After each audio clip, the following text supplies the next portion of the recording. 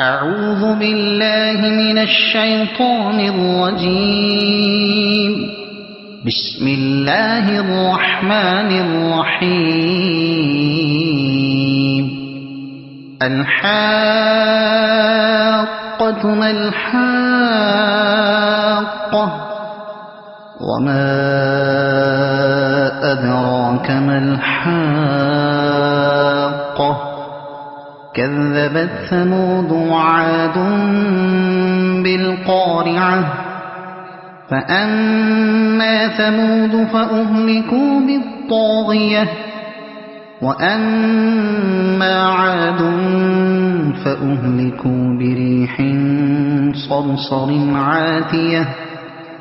سخرها عليهم 7 ليال و8 أيام حسوما فترى القوم فيها صرعا كأنهم أعجاز نخل خاوية فهل ترى لهم من باقية وجاء فرعون ومن قبله والمؤتفكات بالخاطئة فعصوا رسول ربهم فأخذهم أخذة رابية إنا لما طغى الماء حملناكم في الجارية لنجعلها لكم تذكرة وتعيها أذن واعية فإذا نفخ في الصور نفخة واحدة وحملت الأرض والجبال فدكتا دكة واحدة فيومئذ وقعت الواقعة وانشقت السماء فهي يومئذ واهية والملك على أرجائها ويحمل عرش ربك فوقهم يومئذ 8 يومئذ تعرضون لا تخفى منكم خافية فأما من أوتي كتابه بيمينه فيقول هاؤم اقرءوا كتابيه إني ظننت أني ملاق حسابيه فهو في عيشة راضية في جنة عالية قطوفها دانية كلوا واشربوا هنيئا بما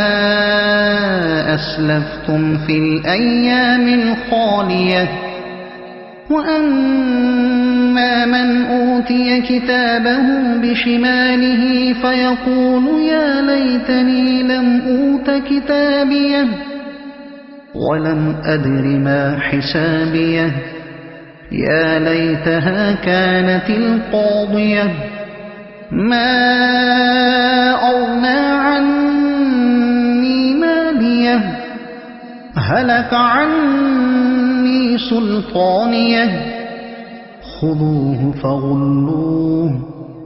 ثم الجحيم صلوه ثم في سلسلة ذرعها 70 ذراعا فاسلكوه إنه كان لا يؤمن بالله العظيم ولا يحض على طعام المسكين فليس له اليوم هاهنا حميم ولا طعام إلا من غسلين لا يأكله إلا الخاطئون فلا أقسم بما تبصرون وما لا تبصرون إنه لقول رسول كريم وما هو بقول شاعر قليلا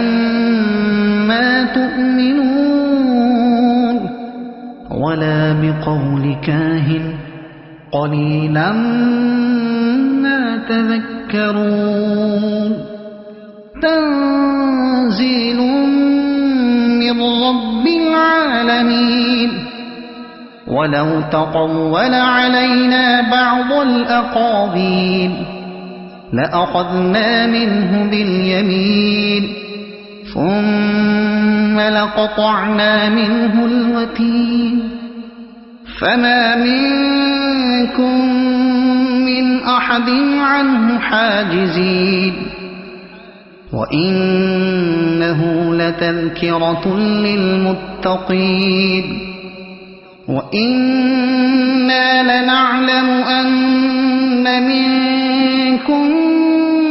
مكذبين وإنه لحسرة على الكافرين وإنه لحق اليقين فسبح باسم ربك العظيم